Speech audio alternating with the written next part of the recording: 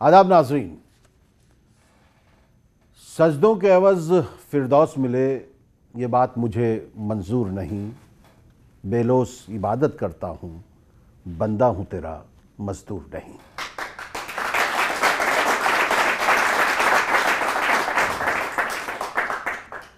ناظرین، ماہ رمضان میں ہمارے مسائل ہیں۔ شیطان تو قید کر دیا گیا ہے تو مسائل کم ہونے چاہیے، لیکن اس کے باوجود مسائل کا انبار ہے۔ لیکن یہ جو ماہ رمضان ہے یہ ہمیں ایک موقع دیتا ہے کہ ہم ان لوگوں کے مسائل کم کرنے کی کوشش کریں جن کے پاس ہم سے کم ہے۔ ایک خبر آئی دہرادون سے، ایک شخص بہت بری طرح بیمار تھا جگر کے عارضے میں، اجے کمار۔ عارف خان نے کہیں یہ خبر پڑھی کہ اسے اے پازیٹیو خون کی ضرورت ہے جو بہت کم ہوتا ہے۔ سوشل میڈیا پر یہ خبر چل رہی تھی کہ اجے کو خون کی ضرورت ہے۔ عارف روزے سے تھے،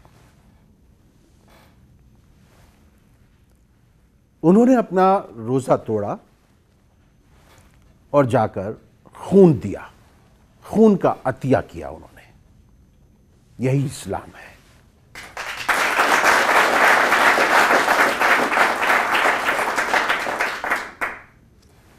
یہی رمضان ہمیں سکھاتا ہے۔ عارف نے کہا کہ میں یہ روزہ دوبارہ رکھ لوں گا، اس کی قضا کر لوں گا، کفارہ ادا کر دوں گا، لیکن اس شخص کی اگر جان بچ جائے گی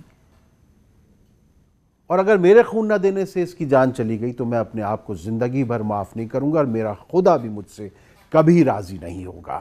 رمضان میں ہم اسی انداز سے خدا کو راضی رکھنے کی کوشش کرتے ہیں۔ سچ بتائیے گا، آپ میں سے کتنے لوگ عارف ہیں اور روزے میں ان لوگوں کا خیال رکھ رہے ہیں جن کو آپ کی سخت ضرورت ہے؟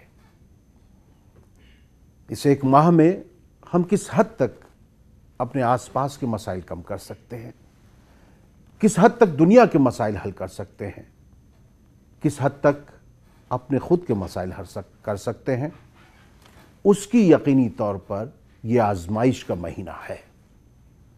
آپ سب کو رمضان بہت بہت مبارک ہو۔ ہم استقبال رمضان کر چکے ہیں۔ آج ہم بات کریں گے رمضان میں جو ہم نیکیاں کرتے ہیں، اور خصوصی طور پر زکوٰۃ کے حوالے سے بھی بات کریں گے، فطر کے حوالے سے بات کریں گے، ان چھوٹی چھوٹی نیکیوں کے حوالے سے بات کریں گے جو دوسروں کے لیے بہت بڑی نیکی ہوتی ہے، دوسروں کے لیے بہت بڑا کام کر جاتی ہے۔ ہم اس سب پر بات کریں گے۔ میں بہت کچھ زیادہ کہہ گیا ہوں، آئیے میں آپ سے تعارف کراؤں۔ ہمارے درمیان جو تین خاص اہم شخصیات موجود ہیں، اور ہمارے درمیان جو آج کے سامعین ہیں وہ بہت ہی فعال سامعین ہیں اور بہت شدت کے ساتھ آپ کے اس احساس کو سمجھنے کی کوشش کر رہے ہیں کہ رمضان کیا ہے۔ میں تعارف کراتا ہوں، ہمارے درمیان موجود ہیں سید ظفر محمود صاحب، زکوٰۃ فاؤنڈیشن آف انڈیا کے صدر ہیں، اور اس کے علاوہ بہت سے ایسے کام کر رہے ہیں قوم کی بھلائی کے لیے جس سے قوم کا سر یقینی طور پر بلند ہو رہا ہے۔ ہم آپ کا خیر مقدم کرتے ہیں۔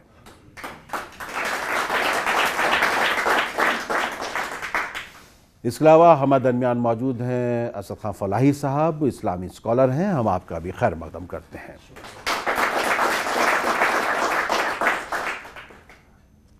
ڈاکٹر فراز الاسلام صاحب الشفا سے تعلق رکھتے ہیں، پہلے رام منوہر لوہیا ہسپتال میں بھی تھے اور کنسلٹنٹ میڈیسین ہیں، لیکن اس کے علاوہ ہمارے جو یوتھ پاور ہے، جو نوجوان ہیں، ان میں ایک مثبت تبدیلی جس سے قوم کی پہچان اس پہچان سے الگ ہو، جس میں ہمارے نام پہ کچھ ایسے ٹھپے لگا دیے جاتے ہیں کہ جن سے ہماری شبیہ داغدار ہوتی ہے، اس کی طرف کوشش کر رہے ہیں۔ ڈاکٹر فراز الاسلام صاحب کا بھی ہم خیر مقدم کرتے ہیں۔ اسد صاحب، رمضان میں ایک نیکی کا ثواب جو ہے 70 نیکیوں سے ہوتا ہے۔ ان نیکیوں میں کون کون سی ایسی نیکیاں شامل ہیں جو ہمیں اور بلند بنا سکتی ہیں؟ عملی طور پر۔ جس طرح نماز مسلمانوں پر فرض کی گئی ہے اور نماز اللہ کا حق ہے، اسی طرح زکوٰۃ بھی فرض کی گئی ہے مسلمانوں پر، اور یہ بندوں کا حق ہے۔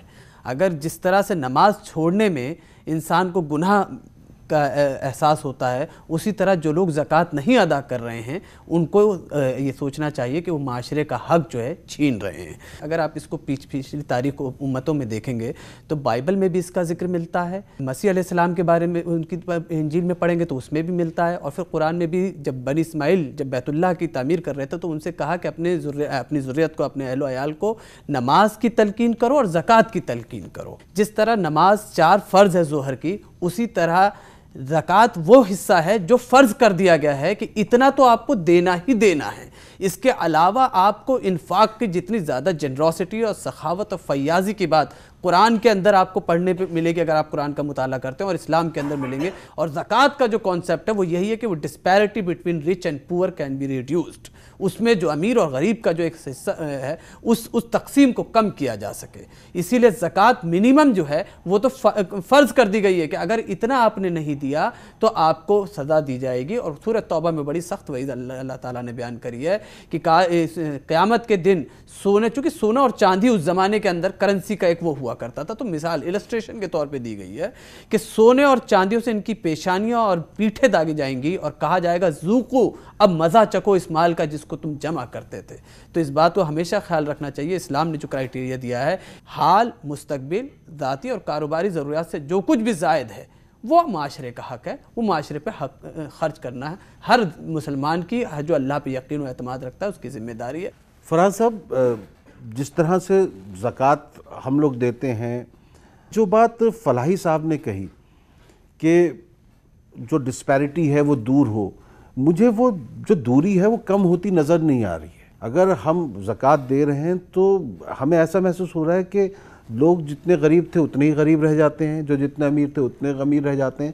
تو کیا زکوٰۃ کے نظام میں کچھ ہمارے ہاں پریشانی ہے کہ جس وجہ سے کچھ ایسے لوگوں کے پاس جا رہی ہے، یا اس زکوٰۃ جو سلیقے سے تقسیم نہیں ہو رہی؟ میں اس بات کا قائل ہوں کہ زکوٰۃ کو ہم لوگ چینلائز نہیں کر پا رہے۔ شاید ڈاکٹر ظفر صاحب اس بات سے میرے اتفاق رکھیں گے، اور شاید ان کی فاؤنڈیشن بنانے کا یہی ایک وجہ رہی ہو کہ ہم زکوٰۃ کو چینلائز نہیں کر پا رہے ہیں کہ میں نے اگر کچھ زکوٰۃ نکالی ہے تو میں ہر کسی کو تقسیم کر دیتا ہوں، تھوڑی تھوڑی زکوٰۃ اپنی سب کو بانٹ دی۔ اس کی وجہ سے یہ ہوتا ہے کہ جس کو زکوٰۃ بانٹی وہ دوسری جگہ پھر جائے گا اپنی زکوٰۃ کو لینے کے لیے، اور زکوٰۃ مزید پیسے لینے کے لیے، اس کی ابھی ضرورت پوری نہیں ہوئی ہے۔ تو کیا یہ بات صحیح نہیں کہ میں ایک آدمی کی ضرورت کو مکمل پورا کر دوں تاکہ اب وہ کسی اور کے پاس زکوٰۃ لینے کے لیے نہ جائے، اور اس کی ضرورت میری زکوٰۃ سے اگر پوری ہو سکتی ہے تو بہت اچھی بات ہے، یا 2-3 لوگ مل کر کے اس کی ضرورت کو پورا کر دیں تاکہ اگلی بار وہ اتنا ہو جائے کہ ہمارے ساتھ زکوٰۃ دینے والا بن جائے۔ تو کم سے کم ہماری جو فہرست ہے زکوٰۃ لینے والوں میں سے، اس میں سے ایک تو کم ہوا، اگلی بار وہ ہمارے ساتھ اگر کھڑا نہ ہو سکا کم سے کم لینے تو نہیں آئے گا۔ تو اس طرح کا کچھ چینلائز سسٹم ہم کو بنانا چاہیے۔ کافی حد تک میں دیکھ رہا ہوں کہ بن چکا ہے، اور لوگ کافی حد تک اب کوشش کر رہے ہیں، اپنے اپنے لیول پہ لوگ کوشش کر رہے ہیں۔ تو اگر ایسا چینلائز کر کے ہم رکھیں گے تو مجھے ممکن ہے، امید ہے کہ انشاءاللہ یہ ہم اس کو، اس ڈسپیرٹی کو کم کر پائیں گے۔ زکوٰۃ جو ہے وہ ریاست کا حق ہے، یعنی اگر مسلم ممالک ہوتے ہیں اور مسلم اسٹیٹ ہوتے ہیں اور وہاں پہ جو زکوٰۃ دی جاتی ہے وہ اسٹیٹ کا حصہ ہوتا ہے، جیسے انکم ٹیکس ہم دیتے ہیں اسی طرح زکوٰۃ جو ہے وہ لی جاتی ہے، اور پھر اسٹیٹ جو ہے وہ اس کو ایکولی ویلفیئر میں جتنے بھی مصارف ہو سکتے ہیں انسانی فلاح و بہبود کے لیے اس میں خرچ کر سکتی ہے، اسٹیٹ کا یہ حق ہے۔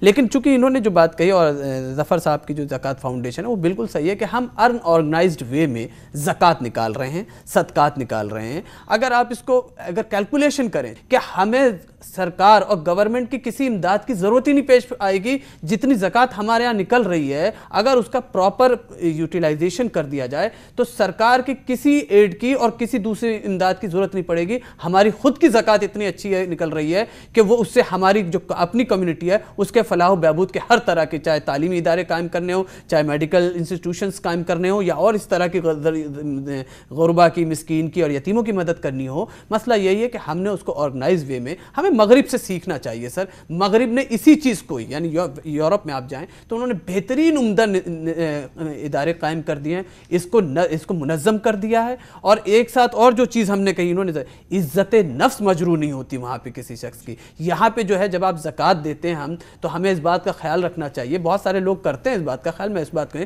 کہ سامنے والے کی عزت نفس یعنی اس کی ڈگنیٹی, اس کی سیلف رسپیکٹ جو ہے وہ مجروح نہیں ہونی چاہیے. ہمیں کسی کی مدد کرتے وقت بھی یہی خیال کرنا چاہیے اور زکوٰۃ دیتے وقت بھی یہی خیال. میں ابھی بات کریں گے کہ لوگوں کو ظفر نور صاحب, آپ کی زکوٰۃ فاؤنڈیشن آف انڈیا جو ہے وہ بہت کام کر رہی ہے, کافی بڑے لیول پہ بھی کام کر رہی ہے. آپ کو کیا محسوس ہوتا ہے کہ کیا زکوٰۃ کو چینلائز کرنا چاہیے, جو بکھرا ہوا ہے معاملہ ہے اس کو کس طریقے سے ایک نقطے پر لایا جائے جس سے کہ جو بات فلاحی صاحب کہہ رہے ہیں کہ پھر ہمیں کسی چیز کی ضرورت ہی نہیں پڑے گی, کیا ایسا ممکن ہے؟ زکوٰۃ کی جب اس کا جو تصور آیا شروع میں قرآن کے ذریعے, تو جو پہلی آیت اتری تھی اس تعلق سے وہ ان حالات میں تھی کہ غزوے میں لڑائی میں جانا تھا حضور صلی اللہ علیہ وسلم کو, اور انہوں نے کچھ ساتھیوں سے اپنے کہا تھا چلنے کے لیے, تو اس میں سے کچھ لوگ بہانہ بنا کے رک گئے تھے. لیکن جب حضور صلی اللہ علیہ وسلم تشریف لے گئے اس کے بعد انہیں احساس ہوا کہ ہم نے تو بہت غلطی کی. تو انہوں نے, اچھا وہ بڑے پیسے والے لوگ تھے, انہوں نے اپنے کو کھمبے میں باندھ لیا اور کہا ہم اپنے کو نہیں کھولیں گے جب تک حضور صلی اللہ علیہ وسلم آئیں گے, وہ ہمیں معاف کر دیں, وہی کھولیں گے تبھی. کھانا پینا بھی نہیں کیا. خیر غزوے سے واپس تشریف لائے اور معلوم ہوا تو انہوں نے ان کو کھولا اور یہ معاف کر دیا. تو ان لوگوں نے کافی مال و دولت تحفے میں حضور صلی اللہ علیہ وسلم کو پیش کیا. تو ان کو یہ تھا کہ اب مجھے کیا کرنا چاہیے, وہ سوچ رہے تھے. تو آیت اتری کہ ان سے جو دے رہے ہیں وہ لے لو اور جو ضرورت مند لوگ ہیں ان کو اس طرح سے بانٹو. تو آپ دیکھیں کہ تو جو اس کی جینیسس ہے, جو شروعات ہوئی ہے زکوٰۃ کی, وہی آرگنائزڈ وے میں بھی منظم طریقے سے. وہ یہ نہیں ہوا کہ ان سے کہو کہ وہ فلاں فلاں کو دے دیں, ان سے لے لو اور جو ضرورت مند ہے ان کو دے دو. اس میں ایک اور بھی جو ابھی مولانا فرما رہے تھے وہ ایک پہلو اور بھی اس سے کور ہو جاتا ہے. زکوٰۃ کی بیوٹی, خوبصورتی یہ بھی ہے کسی بھی صدقے کی بھی کہ اگر داہنا ہاتھ دے تو بائیں ہاتھ کو پتہ نہیں چلے. بالکل. تو اس کے اندر سیکریسی بھی ہے, جس کو مل رہا ہے وہ شرمندہ نہ ہو, دینے والا جو ہے اس کے بھاؤ نہ بڑھ جائیں وغیرہ وغیرہ. تو وہ سب تو جو آپ نے بات پوچھی وہ تو تنظیم ہی اس کی اسپرٹ ہے. زکوٰۃ کے بارے میں اگر ہم سوچیں کبھی بات کریں تو ہمیں بڑی تصویر دیکھنا بڑا ضروری ہوتا ہے. انفیکٹ اسلام کا کوئی بھی اصول ہے اس کو آپ تو بڑی تصویر اس کا دیکھنا بڑا ضروری ہوتا ہے کہ یہ کیوں آیا, یہ پروویژن ایسا کیوں ہے. تو پہلے میں آپ کو ایک اقبال کے 2 مصرعے سناتا ہوں. وہ کہتے ہیں, اور یہ زکوٰۃ کے تعلق سے خاص طور سے, کہ تمیز بندہ و آقا فساد آدمیت ہے. اگر بندہ اور آقا ہو گیا الگ الگ اور اس میں جو ہے وہ تمیز ہونے لگی, تمیز مینس ڈفرینسیشن, تفریق, تو اسی سے آدمیت کا سارا فساد ہے. حذر اے چیرہ دستاں سخت ہیں فطرت کی تعزیریں. مطلب یہ ہے کہ تم جو بیسک کانسیپٹ ہے, جو تصور ہے اسلام کا, جو اللہ کا جو پیغام ہے, اس کی جو اسکیم ہے, اس کو پوری طرح سمجھ لو اور اس کے بعد پھر. ورنہ ہوتا یہ ہے کہ 2.5% زکوٰۃ دینا ہے تو زیادہ تر لوگ حساب اسی میں لگانے میں وقت نکال دیتے ہیں کہ 2.5% سے بڑھ نہ جائے کہیں. لیکن جبکہ اس کی روح جو ہے, جو اس کی اسپرٹ ہے, وہ تبھی معلوم ہو سکے گی جب بڑی تصویر دیکھی جائے. حضور صلی اللہ علیہ وسلم نے فرمایا انما الاعمال بالنیات, motive determines the value of all conduct. یعنی کہ نیت طے کرتی ہے کہ جو تم کر رہے ہو وہ دیکھنے میں جو کیا کر رہا ہے انسان سمجھ سکتا ہے کہ فلاں چیز کر رہا ہے, لیکن اللہ جانتا ہے کہ اس کی نیت کیا ہے, کیوں کر رہا ہے. مولانا علی حجویری کے بارے میں سب لوگ جانتے ہیں, وہ حج کے لیے تشریف لے جانا چاہتے تھے, جوتے بناتے تھے, اسی سے پوری عمر کمائی کی اور پیسے جمع کیے کہ اب کی میں حج کے لیے جاؤں گا. سالوں سال سے کر رہے تھے, لیکن 2 دن پہلے معلوم ہوا کہ پڑوس کے اندر بچے 3 دن سے فاقے میں ہیں اور وہ مجبوراً جو ہے وہ مرے ہوئے جانور کا گوشت کھا رہے ہیں. تو انہوں نے اپنی ساری رقم جو جمع کی تھی پوری عمر, وہ سب لے جا کر پڑوسی کو دے دی. تو وہاں پر کہتے ہیں کہ جب عرفات کا دن تھا تو کوئی بزرگ تھے جو انہوں نے اللہ تعالیٰ سے یہ پوچھا اپنے خیالوں میں کہ اللہ کہ وہ نہیں جانتے تھے کہ مولانا حجویری کا یہ قصہ. تو انہوں نے کہا اللہ تعالیٰ اتنے یہاں لاکھوں لوگ ہیں, کس کا حج سب سے زیادہ آپ نے قبول کیا؟ تو ان کے کان میں آواز آئی علی حجویری، جبکہ وہ حج کرنے گئے ہی نہیں تھے. سبحان اللہ. تو انما الاعمال بالنیات، یہی چیز زکوٰۃ کی بھی ہے. اس کے لیے بڑی تصویر دیکھنا بہت ضروری ہے. بڑی تصویر کیا کیا ہے؟ ساری دولت، ساری کائنات، ساری زمین، سب چیز جو ہے وہ اللہ کی ہے. اونرشپ جو ہے اللہ کی ہے. ہم جو ہیں انسان کچھ دنوں کے لیے یہاں آئے ہیں، کچھ دنوں کے لیے کچھ چیز کچھ لوگوں کے پاس رہتی ہے، تو ہم اس کے کسٹوڈین ہیں. اس سے زیادہ ہم کچھ نہیں ہیں، ٹرسٹیشپ ہے. تو اسلام کا جو اکنامک سسٹم ہے، جو اقتصادی نظام ہے، اس کو جب تک ہم نہیں سمجھیں گے تب تک ہم زکوٰۃ، صدقات وغیرہ کی اہمیت کو ہم سمجھ نہیں سکتے.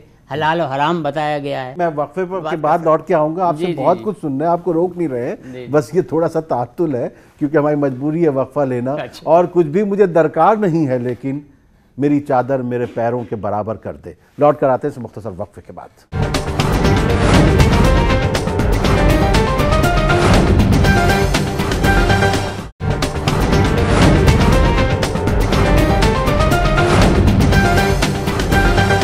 ہمارے مسائل میں آپ کا ایک بار پھر خیر مقدم ہے. رات کو جیت تو پاتا نہیں، لیکن یہ چراغ کم سے کم رات کا نقصان بہت کرتا ہے.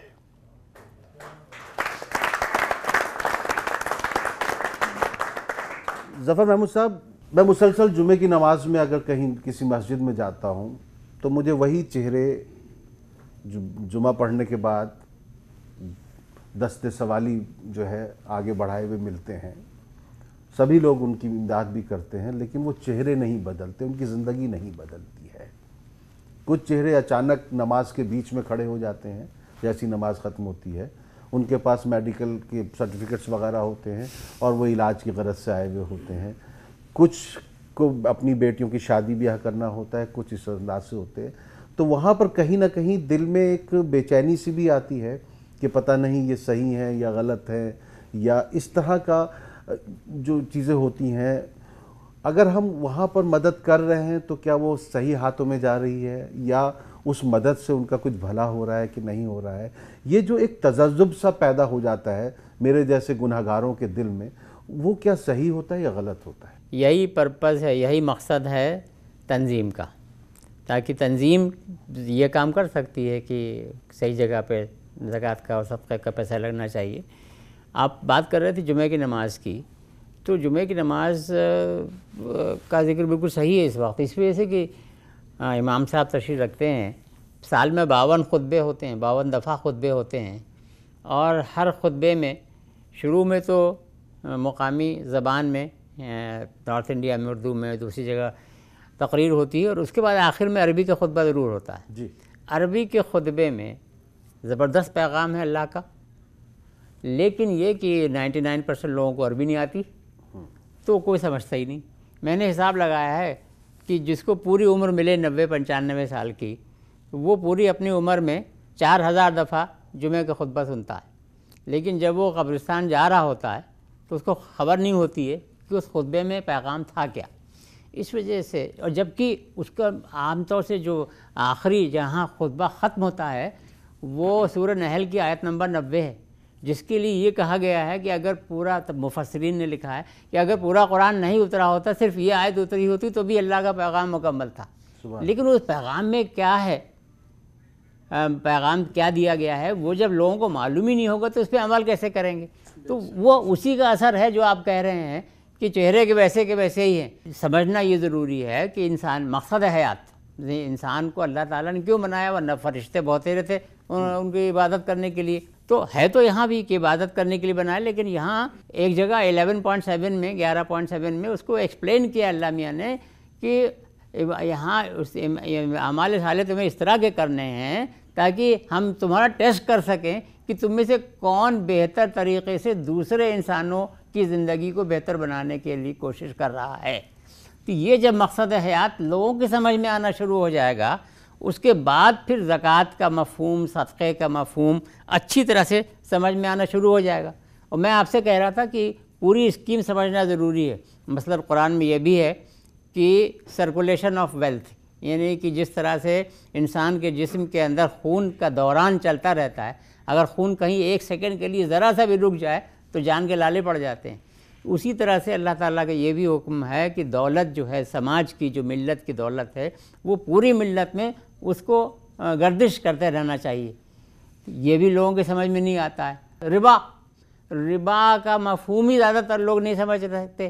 تو ایکچولی کمی ہماری ہے، میری کمی. ربا ہے جس کو کہ لوزلی اردو میں بیاج یا سود کہا جاتا ہے اور انگریزی میں انٹرسٹ کہا جاتا ہے، لیکن یہ تینوں الفاظ قرآن میں نہیں ہیں. قرآن میں جو لفظ ہے وہ ربا کا ہے، اس کو سمجھنا اور قرآن کا پورا حق ادا کرنا. ربا حرام ہے. تو ہم خالی یہ سوچ لیتے ہیں ہم نے سود حرام کر دیا، چھٹی پا گئے ہم. نو، اس کا مفہوم سمجھنا، اس کی بڑی تصویر سمجھنا بڑا ضروری ہے. تو اسی زکوٰۃ کا نام جو کیوں رکھا گیا؟ زکوٰۃ کا نام کیا ہے؟ زکوٰۃ کا مطلب تزکیہ نفس، پاک کرتا ہے.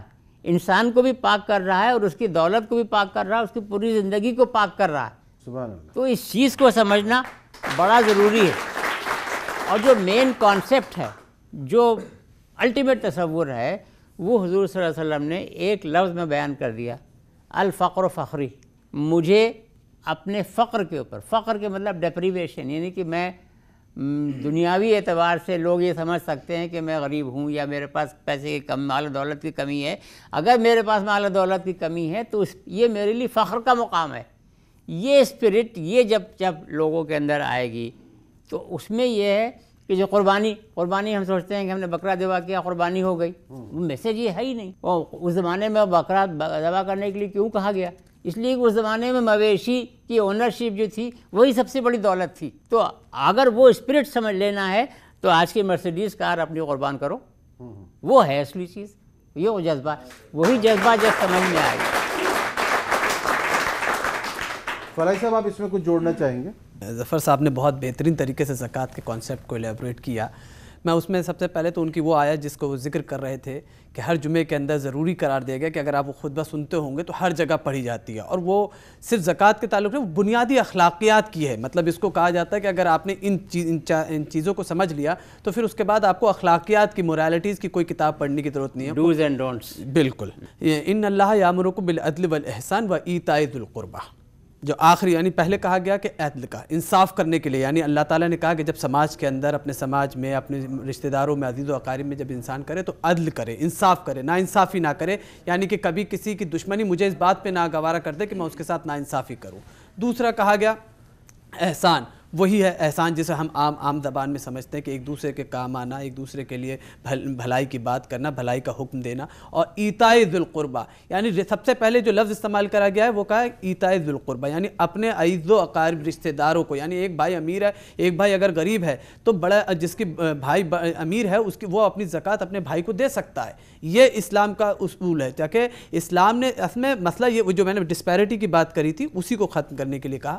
دوسری چیز آئی کہ اب ایک مسئلہ جو انہوں نے دوسری جگہ پہ کہا کہ اتنا زیادہ اسلام نے کہا ہے انفاق کے لیے کہ ایک وقت آیا کہ لوگوں نے پوچھا، قرآن کی آیت ہے یسألونک ماذا ينفقون، وہ لوگ پوچھتے ہیں آپ سے کہ کتنا خرچ کر دیں. مطلب آپ بولے جا رہے ہیں اس مد میں خرچ کرو، اس مد میں خرچ کرو، غریبوں کو کرو، مسکینوں کو کرو، بیواؤں کو کرو، راہگیروں کو کرو، مسافروں کو کرو. تو ایک وقت آیا کہ پوچھنے لگے لوگ کہ ماذا ينفقون، کتنا خرچ کریں ہم؟ تو کہا گیا کہ جتنا بھی تمہاری ضرورت سے زائد ہے. یعنی میں اپنی ضرورت بہتر سمجھتا ہوں کہ میری ضرورت کتنی ہوگی، آپ اپنی بہتر سمجھیں گے منور صاحب کہ آپ کو کتنی ماضی حال مستقبل میں کتنی ضرورت ہے. ضرورت اگر بڑھا دی جائے، دیکھیں دونوں ضرورت ہوس جو ہے انسان کی بڑھی ہوئی ہو تو پھر اس کی ضرورت کہاں وہی چیز ہے. دیکھیں ایسپریشنز کو اگر آپ اس کو کہیں کہ جو ہوس، ہنگر ایک الگ چیز ہو گئی، بھوک، اور ایک ضرورت ہوتی ہے ایک انسان کی. اسلام اعتدال کی بات کرتا ہے، ایوریج کی بات کرتا ہے. اور زکوٰۃ کا اصل مقصد ہی یہی ہے کہ انسان کی پاکیزگی ہو، اس کی قلبی بھی، اس کی جسمانی بھی، اس کی روح کی بھی، اس کے دماغ کی بھی، اس کے خیالات کی بھی. قد افلح من تزکیٰ، کامیاب ہو گیا وہ شخص جس نے پاکیزگی اختیار کر لی. یہ ہے اسلام کا اصل مقصد کہ ہمیں پاکیزگی اختیار کرنی ہے، اور زکوٰۃ اس میں ایک ٹول ہے پاکیزگی اختیار کرنے میں. واہ. ایک سوال یہ پوچھنا چاہتے ہیں یہاں سے، ہمیں یہ بتائیں کہ ہمارا حق کسے ہے، ہم کسے دیں اپنی زکوٰۃ؟ این جی او کو دیں، یا جو رسید کاٹنے آتے ہیں انہیں دیں، یا جو ہمارے معاشرے میں غریب لوگ ہیں جو ہم انہیں دیکھ پا رہے ہیں ان کو دیں؟ कैसे पहचाने कि हम इसे अपनी ज़कात देकर बेहतर महसूस कर सकते हैं? बहुत अच्छा सवाल है। बहुत अच्छा सवाल है, बहुत अच्छा सवाल है। और मैं इस सवाल का जवाब एक हदीस से अल्लाह के रसूल सल्लल्लाहु अलैहि वसल्लम से यही पूछा गया जो आपने मुझसे पूछा। उनसे यही पूछा कि मेरे पास ये माल है और मैं ये देना चाहता हूँ, मैं इसे किसको दूँ सबसे पहले? तो अल्लाह के रसूल सल्लल्लाहु अलैहि वसल्लम ने फरमाया अल अकरब फल अकरब, जो सबसे ज़्यादा करीबी है सबसे पहले वो हकदार है आपकी ज़कात का भी, आपकी सदकात का भी, आपकी चैरिटी का भी, आपकी काइंडनेस का भी, माली ताउन में सबसे पहले यानी कहा गया कि जो आपका सबसे करीबी होगा सबसे पहले वो हकदार है आपके माली ताउन का कि आप उसको मदद करेंगे। क्योंकि हमारे यहाँ कोई मुनज़्ज़म तरीका नहीं है ज़कात का और इस तरह की चीज़ों का, इसी वजह से हमारे यहाँ जो है ज़कात का डिस्ट्रीब्यूशन जो है वो प्रॉपरली नहीं हो पा रहा। और हमारे यहाँ जो बात डॉक्टर साहब ने कही, वो मुनव्वर साहब ने कही कि हम उन्हीं चेहरों को बार बार देखते हैं, अभी भी हम देखते हैं कि वही लोग जो कई सालों से ज़रूरतमंद थे आज भी ज़रूरतमंद है, आज भी हाथ फैलाए हुए हैं। उसकी दो वजह है, एक तो ये कि हमारी समाज का जो तरबियत होनी चाहिए कि हम खुद तलाश करते ऐसे लोगों को जाके जो ज़रूरतमंद हैं, हम उनको जाके उनकी मदद करते। तो इसमें समाज का माशरे की तरबियत की कमी है। और दूसरी चीज़ ये है कि जो लोग ऐसा कर रहे हैं हमें उनको भी समझाने की ज़रूरत है कि आप हाथ ना फैलाएं, हम खुद आपके पास आएंगे, हमें खुद अपनी ज़िम्मेदारी को समझने की ज़रूरत है। हम अपनी ज़िम्मेदारी से बहुत जल्दी बरी ज़िम्मा होना चाहते हैं कि बस हमने ज़कात दे दी, बस हमने ये कर दिया, अब हमारा हिस्सा माशरे के ताल्लुक से अब हमारी कोई ज़िम्मेदारी नहीं है। कुल्लुकुम राइन व कुल्लुकुम मसूला, तुम में हर शख्स चरवाहा है और तुम में का हर शख्स से सवाल पूछा जाएगा क़यामत के दिन। तो ज़कात हो चाहे और दूसरी चीज़ें हों, इन सब के अंदर हमें अपने समाज को, अपने माशरे को कैसे बेहतर बनाना है, इसमें से हर एक इंडिविजुअल की, हर एक फ़र्द की ज़िम्मेदारी है। मैं मानता हूँ और मैं कोशिश करता हूँ उस बात को फॉलो करने की कि ज़कात, जैसे आपने पूछा मुनव्वर भाई कि वो उन्हीं चेहरों के पास हम रोज़ाना देखते हैं, तो ये हमारी ज़िम्मेदारी ज़कात का पार्ट है कि हम उनके घर जा कर के तफ्तीश करें कि वाकई क्या ये हकदार हैं, कि वाकई इनको ज़रूरत है। क्योंकि आजकल अनफॉर्चुनेटली बहुत ज़्यादा ये प्रोफेशनलिज्म भी फैल चुका है इस तरह का। और चूँकि आपने बताया कि लोग मेडिकल डॉक्यूमेंट्स लेके खड़े हो जाते हैं, तो मैं जब भी आज तक मैंने जितने भी मेडिकल डॉक्यूमेंट्स चेक करे मुझे कोई भी जेन्युइन नहीं मिला। आई एम सॉरी टू से, बट मुझे कोई भी जेन्युइन नहीं मिला। लोग मेरे हॉस्पिटल में जहाँ पे मैं पहले काम करता था वहाँ के हवाले देते थे कि वहाँ मुझे इतना पैसा मांगा गया, जबकि मैं गवाऊँ कि वहाँ एक पैसे की ज़रूरत नहीं होती थी पेशेंट को, आप जाइए और इलाज करा कर आ जाइए। लेकिन लोग उसके हवाले से बहुत, तो ये तफ्तीश करना भी एक ज़कात का पार्ट है। जैसे मौलवी साहब ने फरमाया कि हम चाहते हैं बरी ज़िम्मा हो जाए ज़कात से, हमने रसीद वाले को दे दिया या हमने एनजीओ को दे दिया, हमें जाके तफ्तीश करनी है, उसकी ज़कात का पार्ट है ये भी कि वह वाकई हकदार हैं इस बात के, इसको ज़कात दी जाए। यानी आपका पैसा सही जगह ना इस्तेमाल हो, कोई आपसे पैसे लेके जाए, शराब पी ले, जुआ खेल ले, तो हमें ये भी तो पता होना चाहिए कि हम किसको दे रहे हैं। तो उसका कोई ना कोई एक ऐसा निज़ाम उनको बेहतर बनाना होगा। सबसे पहले रिश्तेदारों में तलाश करना चाहिए हमारे को। मैं हमेशा अक्सर ये बात कहता हूँ कि देखिए मुझे बहुत ही कम ऐसे ख़ानदान मिले हैं जिसमें पूरे का पूरा खानदान के अंदर प्रॉस्पेरिटी और फरावानी मिल जाए आपको। आप देख लीजिए, किसी से पता चांद काउंटेबल होंगे वो, नहीं तो आप ये देखिएगा हर एक के खानदान के अंदर कुछ, किसी की शादियां रुकी हुई हैं, किसी के मेडिकल जैसे डॉक्टर साहब हैं, किसी की बीमार है, कोई और तरह की ज़रूरियात हैं, किसी का छत नहीं है, किसी कुछ। तो इस तरह की चीज़ें जब हम ज़कात दे रहे हो तो हम सबसे पहले अपने माशरे में, अपने रिश्तेदारों में देखें कि मेरे रिश्तेदारों में कौन है, और उसके बाद फिर मैं जहाँ रह रहा हूँ, जैसे मैं अगर नोएडा में रह रहा हूँ तो मैं देखूँ कि मेरे आस पास के लोग कौन हैं जो ज़कात के ज़्यादा मुस्तहिक़। यहाँ एक वक्त है मुख्तसर वक्फे का, हम लौट कर आएंगे वक्फे के बाद और इस गुफ्तगू को जारी रखेंगे। हमारे मसाइल में आज हम बात कर रहे हैं ज़कात के मसले को लेकर, और इसके अलावा भी जो ऐसे लोग हैं उनके बारे में जिनको हमारी मदद की ज़रूरत है, उनके बारे में बात कर रहे हैं। 100 पुश्त से फ़कीर हूँ ये जानते हैं लोग, मैं आज भी अमीर हूँ ये जानते हैं लोग। लौट कर आते हैं इस मुख्तसर वक्फे के।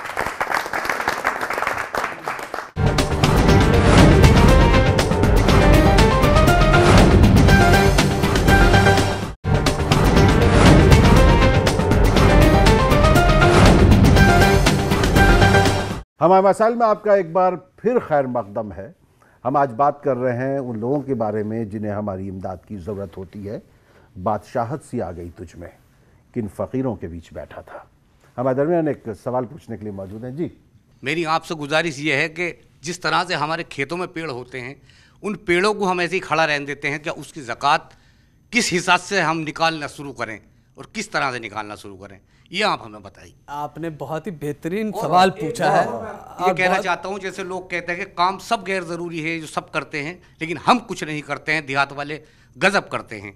आपकी नज़रों में सूरज की है जितनी अज़मत, हम चिरागों का भी उतना ही अदब करते हैं। तो हम अदब करना ये जानते हैं, हम ये समझना जानते हैं कि रुपया ही नहीं, ये जो हमारा पेड़ باغ बगीचा खड़ा है, इसका क्या तरीका बनाना चाहिए हमें? मुनव्वर साहब इन्होंने बहुत ही मतलब बहुत अच्छा सवाल बहुत ही पूछा। अच्छा सवाल जो मतलब है।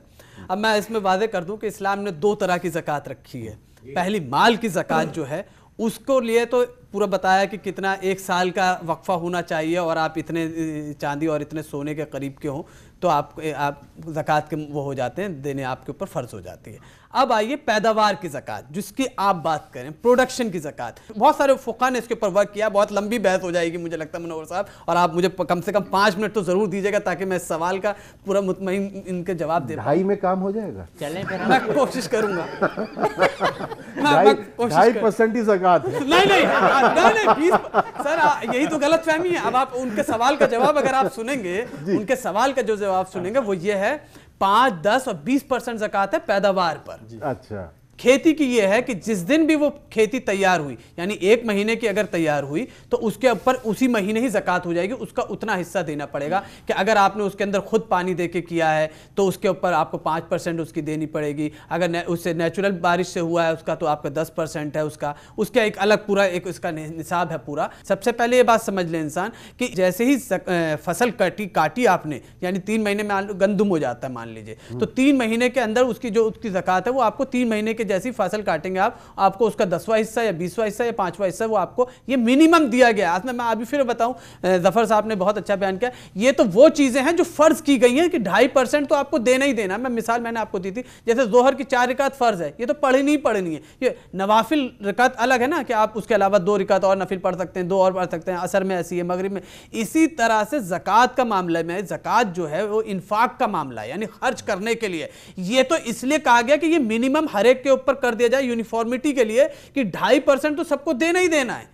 इससे कम के तो किसी की गुंजाइश ही नहीं है कि कोई बच पाए। इसी तरह से पैदावार के लिए कहा दिया कि ये खेती की पैदावार जो है 5%, 10% और 20% जो उसका है, ये इतना निकालना ही निकालना है आपको। मैं आपको फिर वही बता रहा हूं जो सूरह तौबा के अंदर बहुत सख्त वईद आई है कि क़यामत के दिन उनको सोने और चांदी से उनकी पेशानियों को और उनके पीठों को दागा जाएगा और कहा जाएगा कि ज़ूक़ू, चखो इस माल का जायका जो तुम दुनिया में जमा करते थे। मैं आज भी कह रहा हूं कि अपनी ज़ाती, कारोबारी और हाल और मुस्तक़बिल की ज़रूरत से जो कुछ भी है वो माल माशरे का हक है। क्योंकि ये सवाल कुरान से पूछा गया तो अल्लाह ताला ने इसका जवाब दे दिया। यसअलूनका माज़ा युनफ़िक़ून, मैंने आपसे पहले भी, वो लोग पूछ रहे कितना खर्च कर दें भाई। उन्होंने कहा कि जितना भी आपके पास ज़रूरत से ज़ायद है वो सारा माशरे का और समाज का हक है, वो दूसरे के लिए। एक शेर अल्लामा इकबाल का है कि दर्द व दिल के वास्ते पैदा किया इंसान को, वरना ताअतों के लिए कुछ कम न थे करो बयां। यानी इंसानी दर्द व दिल के लिए, यानी एक दूसरे की दर्द को, उसके गम को हम शरीक होने के लिए पैदा किया है। नहीं तो इबादत के लिए तो यह हदीस है कि रोज़ाना 70,000 फरिश्ते उसके अर्श में मौजूद होते हैं जिनका दोबारा नंबर नहीं आने वाला क़यामत तक। ये फरिश्तों की तादाद और उसकी इबादत की वो है। तो मेरा तरीक अमीरी नहीं फ़कीरी है, खुदी ना बेच गरीबी में नाम पैदा कर। तो ज़कात के मामले से में भी यही है कि हमें हाथ फैलाने से अच्छा है कि हमें खुद ऐसे लोगों को तलाश करना चाहिए जो लोग मांगते नहीं है लेकिन उनके चेहरों से पैदा। कुरान कह रहा है कि जो लोग हाथ नहीं फैला रहे हैं लेकिन उनके चेहरों से तुम अंदाज़ा लगाओ कि वो ज़रूरतमंद हैं और उनकी ज़रूरतों को जाके पूरा करो। वो कहते हैं कि अच्छे ईसा हो, मरीजों का ख्याल अच्छा है, हम मरे जाते हैं कहते हो कि हाल अच्छा है। डॉक्टर साहब, डॉक्टरों के लिए भी कुछ मामला है ऐसा जिसमें ज़कात का कोई अच्छा कॉन्सेप्ट हो कि मुफ्त इलाज करें 1 साल, कुछ इस तरह की चीज़ है आपके यहाँ? मैं एक छोटी सी मिसाल पेश करता चलूँ इस बारे में कि मैंने पिछले साल एक चैरिटेबल ओपीडी स्टार्ट करी थी। तो मेरी वालदा ने मुझे मोटिवेट करने के लिए कहा था कि तुम्हारा सदका भी यही, तुम्हारा ज़कात भी यही, जस्ट टू मोटिवेट मी, ताकि मैं उस पर पीछे ना हटूँ। तो डॉक्टर ऐसे बहुत सारे लोग कोशिश करते हैं और हम लोग कर रहे हैं कि हफ्ते में 1 दिन बांध लिया या हफ्ते में 2 दिन बांध लिए या मखसूस कोई वक्त किसी एक दिन में बांध लिया कि भाई हमने 2 घंटे के लिए या 1 घंटे के लिए मुफ्त इलाज करना है। तो ये बिल्कुल ऐसा काम हो रहा है और हम लोग करते हैं और करना भी चाहिए। जो जिस लायक है वो अपनी ज़िंदगी से उतना वक्त जो है अपने समाज के लिए दिए। ज़फ़र महमूद साहब, आप तो बहुत कुछ कर रहे हैं समाज के लिए। आप जो यूपीएससी वगैरह के लिए, सिविल सर्विसेज के लिए जो लोग तैयार करते हैं और आप एक पॉलिसी मेकिंग में जो है हमारी कौम को लेकर आ रहे हैं, तो आपको क्या लगता है कि ज़कात फाउंडेशन ऑफ इंडिया कितनी ज़्यादा हकदार है लोगों की ज़कात के लिए? मुझे नहीं लगता कि मैं इस सिलसिले में आपको कोई जवाब दूंगा और देना भी नहीं चाहिए। हुक्म हमें ये है कि अमल बोलने चाहिए जी। تو عمل جو ہیں وہ سب کے سامنے ہیں، اور ورنہ جو کمی ہو اس میں ویب سائٹ میں پڑھ لیں zakatindia.org۔ ڈاکٹر صاحب سے ابھی جو آپ پوچھ رہے تھے جی کہ وہ اس سلسلے میں کیا کرتے ہیں، تو میں آپ کو یہ عرض کروں کہ ڈاکٹر کا تو معاملہ ایسا ہے، پیشہ ایسا ہے کہ وہ مریض کو مسکرا کے دیکھ لے وہی صدقہ ہے، تو یہ ایکچولی اسی سے ٹھیک ہو جاتا ہے۔ واہ واہ، ابھی جو مولانا فلاحی صاحب نے تھوڑا بیان کیا، جو سورہ نحل کی آیت ہے جو خطبے میں بیان کی جاتی ہے آخر میں، اس میں عدل اور احسان کا ذکر آیا، تو میں تھوڑا سا اس کے سلسلے میں عرض کر دوں کہ عدل یہ ہے کہ جو آپ کو اپیرنٹلی بظاہر لگ رہا ہے کہ ہاں یہ تقاضا ہے حالات کا، اس حساب سے آپ نے کر دیا، اللہ میاں کہتا ہے ٹھیک ہے فائن، کسی کو سزا دینا ہے تو ٹھیک ہے، کسی کو بدلہ دینا ہے تو ٹھیک ہے، اچھا نیگیٹو یہ وہ سب طرح کا ممکن ہے، تو جو اللہ آپ سمجھتے ہیں اللہ کو پسند آئے گا وہ کہتا ہے وہ عدل ہو گیا آپ۔ لیکن پھر اللہ میاں کہتا ہے کہ اگر تم اپنے کو اٹھا کر کے اس لیول سے کہ ہمارا حق تو یہ ہے کہ ہم یہ کریں، لیکن اس سطح سے اٹھا کر کے اوپر لے جاؤ اور زیادہ اچھا کرو، تو اس کو میں تفصیل میں نہیں جاؤں گا، تو وہ احسان ہے۔ تو یہ میں آپ کو اس وقت بیان کر رہا ہوں کہ جو زکوٰۃ ہے 2.5% وہ عدل ہے، اور جو آپ مولانا نے فرمایا قل العفو، یعنی کہ پوچھا گیا کہ کتنا خرچ کرنا چاہیے، تو کہا کہ جتنا ضرورت سے زیادہ ہو سب، تو جو 97.5% بچا ہے اس میں سے تھوڑا سا اپنے لیے روک کر کے باقی دینا خرچ کر دینا ضرورت مند لوگوں کے اوپر، وہ احسان ہے۔ یہ کانسیپٹ جو ہے قرآن کا سمجھنا بڑا ضروری ہے، اور یہ جو آیت مولانا نے 2 بار کوٹ کی ہے آپ سب لوگ جا کر کے پڑھیے گا، سورہ بقرہ کی آیت نمبر 219 ہے، وَيَسْأَلُونَكَ مَاذَا يُنْفِقُونَ قُلِ الْعَفْوَ، یہ بڑا ضروری ہے، یہ لوگوں سے چھپی ہوئی ہے۔ یہ علامہ اقبال کی شاعری پڑھتے پڑھتے میری سمجھ میں بات یہ آئی، جو حرف قل العفو میں پوشیدہ ہے، اب تک آج سے 75-80 سال پہلے انہوں نے شعر کہا، جو حرف قل العفو میں پوشیدہ ہے اب تک، اس دور میں شاید وہ حقیقت ہو نمودار، لیکن افسوس کی بات یہ ہے کہ ابھی تک وہ نمودار ہوئی نہیں ہے، لیکن اس کے اوپر غور کرنا بڑا ضروری ہے۔ دیکھیے جن لوگوں نے میتھمیٹکس پڑھی ہوگی جہاں سمجھ جائیں گے، ایک ہوتا ہے ارتھمیٹک پروگریشن، 1 2 3 4 5 6 7 8، یہ ارتھمیٹک پروگریشن، ایک ہوتا ہے جیومیٹرک پروگریشن، 2 دونی 4 4 چوک 16 16 16 ہم 256، ہے نا، کتنی تیزی میں بڑھ رہا ہے۔ تو زکوٰۃ جو ہے اگر مال آپ کا بڑھے گا تو زکوٰۃ ارتھمیٹک پروگریشن میں بڑھے گی، لیکن جو قل العفو کا حصہ ہے باقی 97.5 میں سے وہ جیومیٹرک پروگریشن میں بڑھتا ہے، تو وہ اس کے اوپر جو ضرورت مند لوگ ہیں ان کا حق ہے، یہ قرآن کہہ رہا ہے بار بار یہ ان کا حق ہے۔ دوسری چیز جو اللہ میاں کہتے ہیں کہ تمہیں جو سب سے زیادہ چیز پسند ہو وہ دو، ہے نا، تم جو ہے بالکل اللہ کے بہت پسندیدہ بندے بننا چاہتے ہو، تو تمہارے پاس جو چیزیں ہیں ان میں سے جو تمہیں سب سے اچھی چیز لگ رہی ہے وہ دے دو ضرورت مند کو۔ آپ سوچیے کہیں آپ کو اس کی مثال ہی نہیں ملے گی، لیکن یہ سب بار بار جو کہا جا رہا ہے وہ اس وجہ سے کہا جا رہا ہے تاکہ جو بنیادی کانسیپٹ ہے وہ ہم سمجھ لیں۔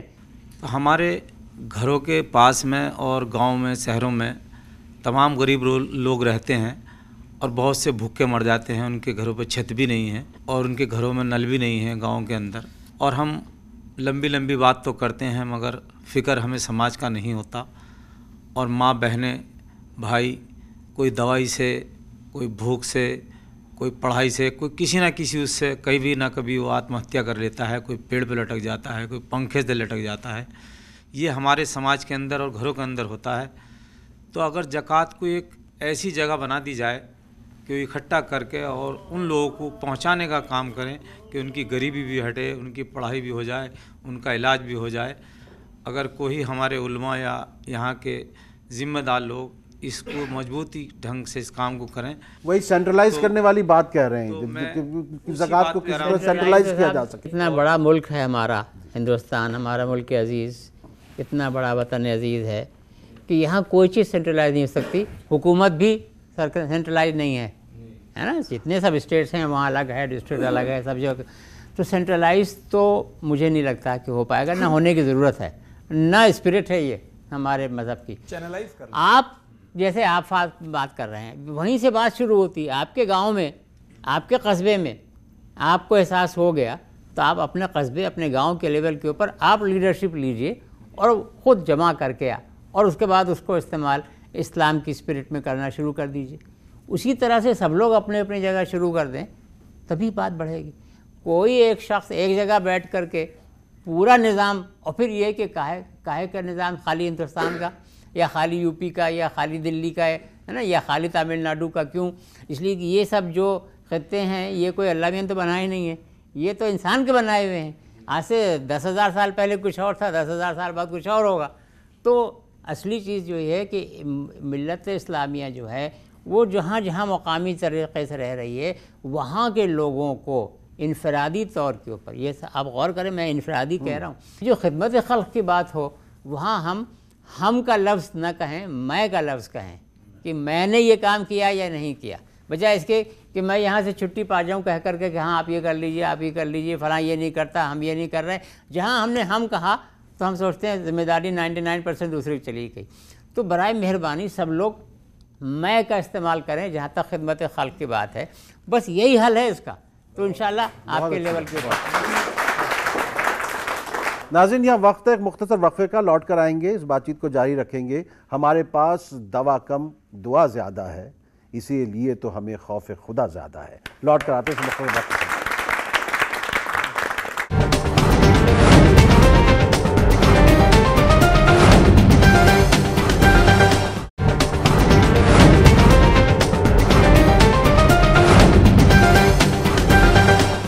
ہمارے مسائل میں آج ہم رمضان کے حوالے سے اور خصوصی طور پر زکوٰۃ کے حوالے سے بات کر رہے ہیں. کوئی سوال پوچھنا چاہتے ہیں؟ جی بھائی. آپ نے بتایا اور اسلام بھی اسی چیز کو کہتا ہے کہ اپنے قرب و جوار میں, اپنے رشتہ داری میں جو ہے سب سے پہلے زکوٰۃ ادا کر دینا چاہیے. لیکن ہمارے ہی قریب میں اور سمپرک میں بہت سارے ایسے لوگ رہتے ہیں جو غیر مسلم ہوتے ہیں یا کسی اور مذہب سے تعلق رکھتے ہیں, ان کو زکوٰۃ دینا کیسا ہے؟ دیکھیے قرآن بہت اچھا سوال ہے. اچھا سوال ہے.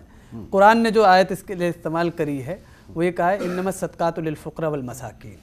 فقراء اور مساکین کے لیے نہ تو انہوں نے مسلم لفظ کا استعمال کرا نہ غیر مسلم کا استعمال کرا. قرآن نے, قرآن کہتا ہے جو بھی فقیر ہوگا, جو بھی مسکین ہوگا, وہ جو ہے زکوٰۃ کا اور صدقات کا اور آپ کی مدد کا حقدار ہوگا. اس کا کرائٹیریا یہ ہے کہ وہ مسکین ہو, وہ غریب ہو, یہ ہے. بلکہ زکوٰۃ تو ابن سبیل کے لیے بھی استعمال ہوا ہے کہ مسافر تک کے لیے, کہ اگر کوئی ہمارے گاؤں میں مسافر آ گیا, اس کا راستے سامان لٹ گیا, جو آج کل جیسے وہ ایک الگ چیز ہو جاتی ہے کہ اس میں عطائی کتنے, فراڈ کتنے, فیک کتنے, لیکن زکوٰۃ ابن سبیل کے لیے بھی استعمال کری گئی کے لیے بھی ہے, مؤلفۃ القلوب کے لیے بھی ہے, تالیف قلب کے لیے, کہ انسان اگر لگ رہا ہے کہ ہاں یہ اسلام کے دائرے سے نکل جائے گا یا کچھ ہو جائے گا, اس کے دل کی دلجوئی کے لیے بھی زکوٰۃ دی جا سکتی ہے اور دی گئی ہے حضرت عمر رضی اللہ تعالیٰ عنہ کے زمانے تک. تو اس طرح کی چیزیں اسلام نے کبھی کوئی کرائٹیریا نہیں کیا. اسلام نے انسانیت کو کسی دوسرے حصے میں تقسیم نہیں کرا ہے. اس لیے فقراء مساکین جو کوئی بھی ہیں وہ اگر غریب ہیں تو آپ کی زکوٰۃ کے مستحق ہیں. ہمارے قریب میں بہت بڑے ایسے لوگ ہوتے ہیں جو اپنے حساب سے زکوٰۃ نکالتے ہیں اور زیادہ ہوتی ہے, اور جیسے وہ کاروباری ڈوب گیا, اس کاروباری کو اٹھانا یا اس سے کاروبار کرنا کہاں تک جائز ہے؟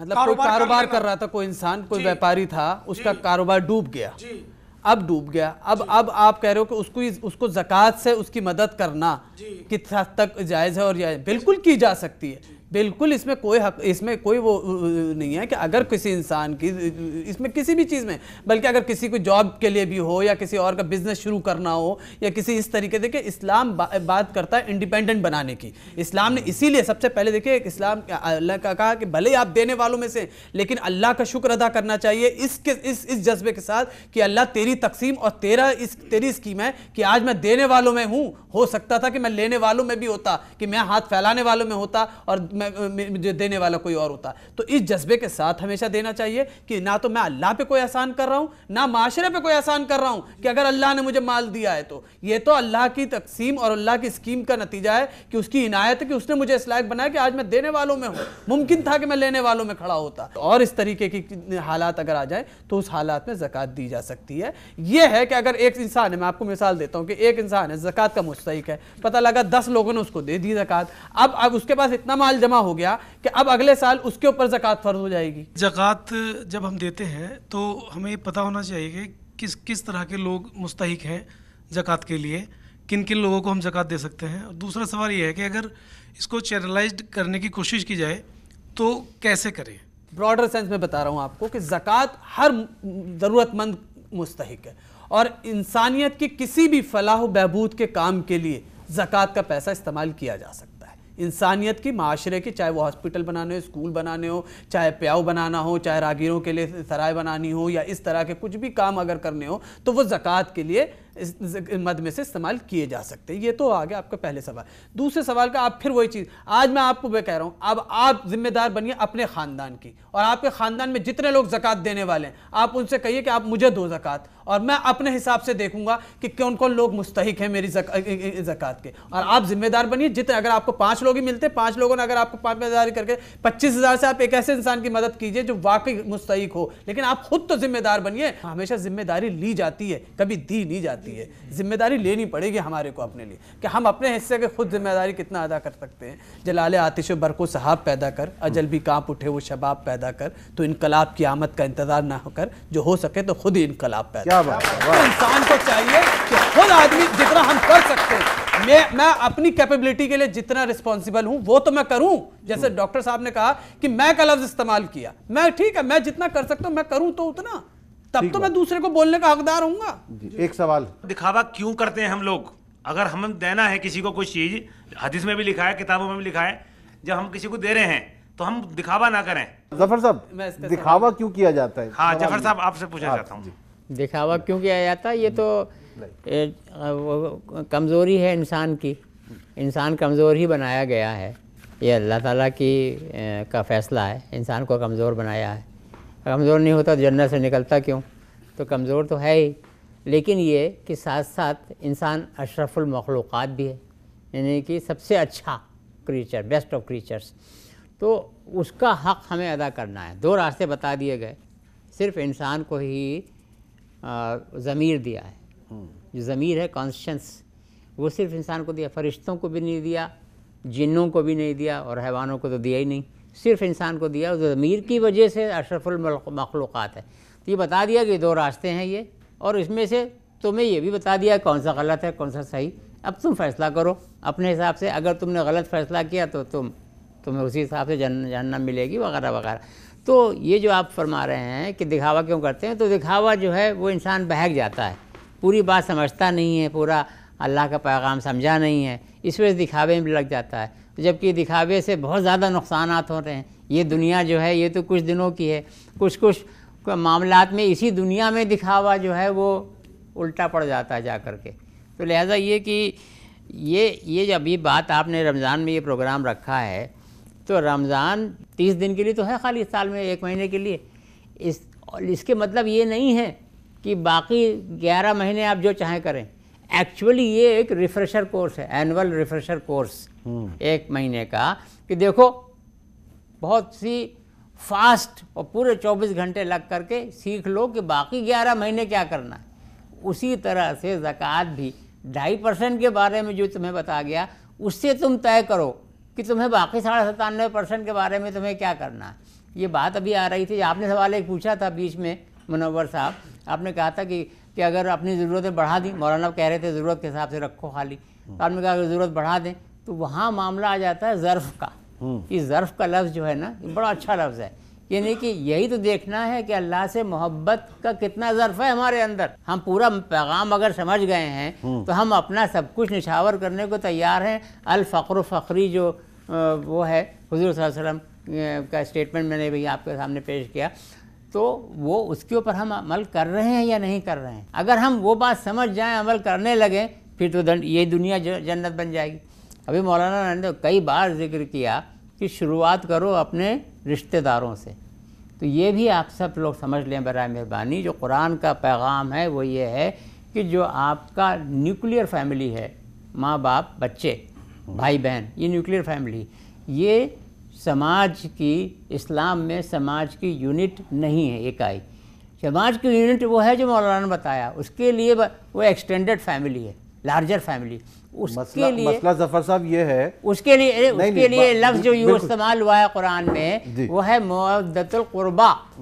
سارے جتنے لوگ رشتہ دار ہیں, چاہے بلڈ کے ذریعے, خون کے ذریعے, چاہے شادی کے ذریعے, وہ سب لوگ ملا کر کے ایک یونٹ بنتی ہے.